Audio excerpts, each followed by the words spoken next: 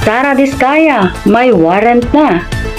Ito ay matapos mag-viral ang interview ni Julius Babaw sa mag-asawang Diskaya, kung saan nasangkot naman sila sa issue ng 96.5 million flood control ghost projects sa Davao Occidental. Kamakailan lamang ay mariin nilang pinabulaanan ang nasabing issue.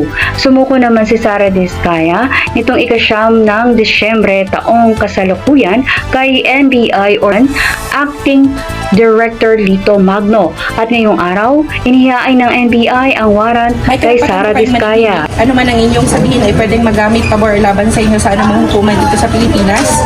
May karapatan din po kayong kumuha ng sarili nyong abogado at kung wala po kayong kakayahan ay pagkakaloob sa inyo ito ng gobyerno. Naiintindihan niyo po ba yung makarapatan niyo? Ito ay kaugnay sa graft at malversation kung saan walang piyansa o hindi maaaring bayaran ang kanyang pansamantalang kalayaan.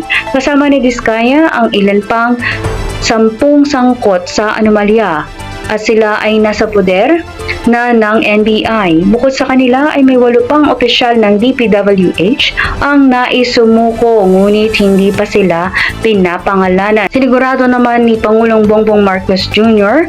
na hindi lang sila mahahatulan o hindi lang mahahatulan ng mga sangkot, kundi maibabalik rin sa National Treasury ang halaga ng kanilang mga ninakaw.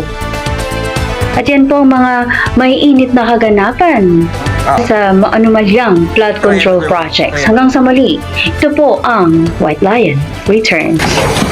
Happy, yes!